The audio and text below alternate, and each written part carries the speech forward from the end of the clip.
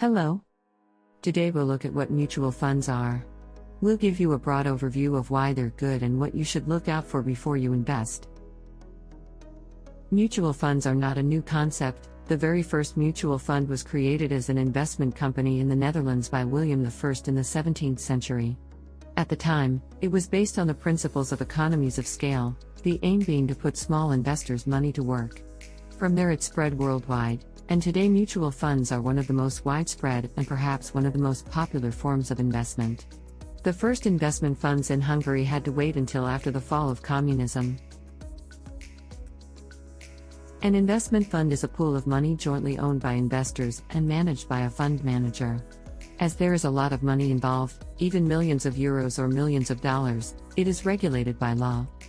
Investors receive units in proportion to their investment. What is an investment unit? A transferable security that gives property and other rights in the name of a unit trust. A unit holder owns the fund in proportion to the units in the investment fund. And it also has statutory formalities. Investors benefit from the performance of the fund in proportion to their units. The return per unit is determined by the net asset value of the fund and the number of units. Fortunately, you don't have to go far for either of these, as the fund custodian is obliged to determine this on a daily basis. The net asset value is the value net of expenses, in effect meaning that if all of the mutual fund's investments were sold, that would be the amount of all of its remaining money. The amount of profit the fund manager has made on his investments at any given moment is the amount of the unit's value. As you can see, unlike a bank deposit, here the investors bear the resulting risk, but in return they have much higher return prospects compared to a bank deposit. If you are familiar with investments, you may notice that the assets of a mutual fund are made up of the assets of the investors in the same way that the assets of a joint stock company are made up of the assets of the shareholders, so the investors. It is important to note that units do not carry voting rights, and therefore no direct influence, and you do not receive dividends on the underlying investments. The only thing you can do is sell your unit if you are not satisfied. If you want to put your money in an investment fund, you can do so through banks and insurance companies. If you choose a bank, you will need to open a securities account, and you can do this through them. Important that not all banks distribute all investment funds, so be sure to check this before you signing anything. Through insurance companies, you can invest through unit-linked insurance. You can choose between lump sum and ongoing premium plans. Look carefully, because if you change your mind and want to move your money to another financial institution, switching could cost you a lot. Let's talk a little about who handles your money and who does what. First in the line is the fund manager.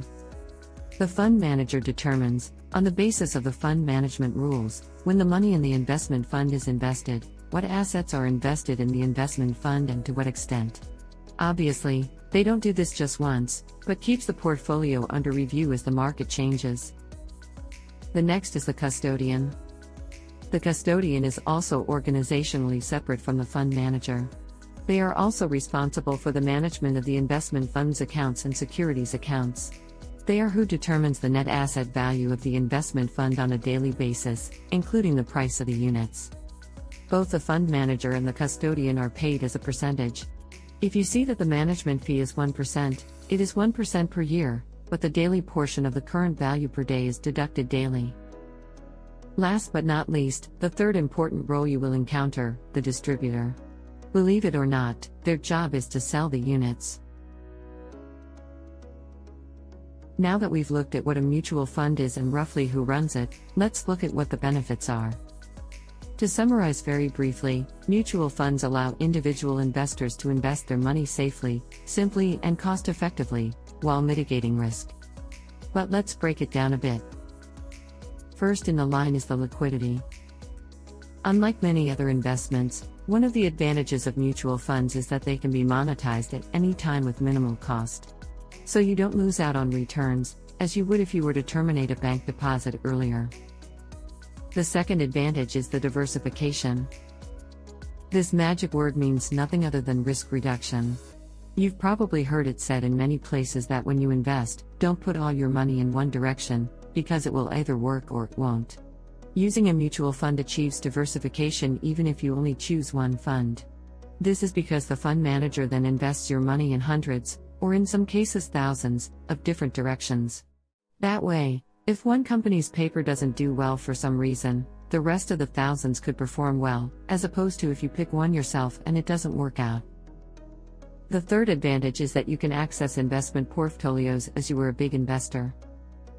With mutual funds, a lot of people pool their money, so you can become a big investor in places where you wouldn't otherwise have a chance to get a foothold. For example, with real estate funds, you can benefit from the returns generated by the real estate market even if you can't buy an entire office building on your own. The fourth in the line is the security. Since investment funds are subject to very strict rules, you can be sure that your money will not disappear. Security is further enhanced by the fact that the custodian determines the value of the assets on a daily basis and the fund manager makes information about the fund available to everyone. So you can see exactly what is happening with your money. Last but not least, the expertise. Investment funds should be managed with due care. Special portfolio managers are employed to do this. They may be experts in a particular sub-market and will know exactly when it is appropriate to act on a particular market situation. So it is worthwhile for you to use investment funds even if you yourself either cannot or do not want to actively deal with securities. After the good side, let's look at the other side. Before you choose an investment fund, make sure you pay attention to these. The first in line is the currency of the investment fund. I have seen more than once that the currency of the investment has had a negative impact on the performance of the mutual fund. It's no use if the underlying investment was performing well if the change in the exchange rate of the currency just wiped it out. Of course, with a well-chosen investment fund, the reverse can also be true. The next you should pay attention to is the costs of the investment fund. The cost of an investment fund depends on many things. With active management, you will of course have to pay the portfolio manager's fee, which you can save if you choose passive management. Generally speaking, the riskier a fund, the higher the cost deducted. A higher cost is often associated with a higher expected return, but this is not set in stone. There are many good examples, but be careful before you choose the opposite. After all, the higher cost can go to marketing costs. The TARE indicator will give you more information on costs. This indicator shows the total costs associated with the investment fund as a percentage. The tax is not directly a cost of the investment fund, but you should still account for it as an expense, because if you choose the wrong time horizon, it will reduce your returns. Investment funds are subject to the same taxation known as interest tax as, say, a bank fixed deposit. It may vary country to country, but you have to count with the taxes. The next important thing is the performance of the mutual fund relative to the benchmark. Before I explain this, one important fact: investment returns cannot be predicted by any method. Past returns are not a guide to future performance. What makes this an important point is that if the fund you are looking at has not yet caught up with the average, so the benchmark, of the funds investing in a similar market segment, you should not expect it to suddenly perform better just because you have put money into it. Since you have to pay the costs in any case, it makes a difference to you whether it performs well compared to the others. Let's look at the mutual fund categories to see what you can choose from. You may have heard of public and private mutual funds, which is another way of grouping. What you don't have to worry too much about is that private mutual funds are only available to investors who meet predefined criteria. If you are a relative small fish in the investment market, you will only be offered the public investment fund, so you can't make a mistake. Investment funds can be grouped according to redeemability. In terms of redeemability, mutual funds can be open-ended or closed-ended. In a closed-end mutual fund, the mutual fund is closed at the end of the maturity period, at which point the total value is divided among the unit holders. However, the custodian does not redeem the units earlier than this and does not issue new units after the subscription period. Closed-end mutual funds existed much earlier than open-end mutual funds, but during the 1930s crisis many people's money was stuck in these funds because of the constraints, so it was around this time that open-end mutual funds started to become more common. An open-ended mutual fund has no maturity. The fund manager gives and takes units on a continuous basis at a daily rate set by the custodian. This rate is largely dependent on the current performance of the investment portfolio, which is constructed on the basis of the investment policy. The fund manager may impose restrictions on the issue of new units. Investment funds can be actively managed or passively managed. In active asset management, the portfolio managers appointed by the trustee mentioned above decide on a daily basis which securities are to be included in and which securities are to be excluded from the assets of the investment fund. The good news is that they have a vested interest in increasing the fund's assets, so the more successful the fund is, the more they get. The bad news is that they are still relatively expensive to run, as they have to be paid in a falling market. In passive asset management, they copy a stock market index completely automatically.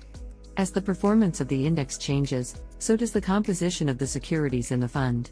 The good news is that it works for a fraction of the cost of active asset management. The less good news is that it doesn't always perform well in a falling market because it can only copy.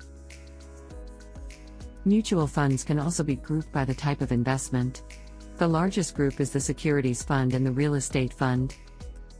Real estate funds, as their name suggests, invest in the construction and management of real estate. Securities funds are slightly more complex. Here we can look at them in ascending order of risk level.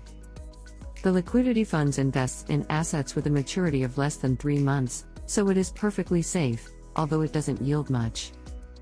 The money market funds similar to liquidity funds, except that the duration of the assets does not exceed 1 year, but it can be more than 3 months. The bond funds are relatively low-risk funds with moderately volatility that hold government and corporate bonds. They can be either short bond funds with maturity 1 to 3 years or long bond funds with maturity over 3 years. The mixed funds include both bonds and equities. They can be bond-weighted funds or equity-weighted funds, according to their proportions. Their risk level is also adjusted accordingly. The equity funds are funds of assets that are at least 70% equity. They can be subject to significant price fluctuations and are therefore higher risk investment funds than the average. These solutions are typically recommended for longer-term investment, with higher return prospects over the longer term compared to other asset funds. In addition, there are derivative funds that investing in derivatives, for example futures or options. These are high-risk funds with a high return potential. A special investment fund is the fund of funds. This kind of fund investing in other investment funds. And there are commodity funds that invest in commodities, for example oil, industrial metals, precious metals or agricultural commodities. It does not own commodities, but only profits from their price movements. The investment fund has stood the test of time, giving you the opportunity to invest a relatively small amount of money quickly and comfortably, while being properly diversified. Mutual funds can meet the needs of all types of investors, but be aware that funds with a higher return outlook also carry a higher risk. You can also mitigate risks by choosing the right time horizons. When stretching the time horizon, be aware that the fact that you will need the money in 3 years' time will not adjust the market to you. So plan for this with an appropriate level of security. Because of the large amount of money, investment funds are fully regulated, transparent, but this does not mean that any investment fund is the right choice for you. Either seek expert advice before making a choice, or do your homework.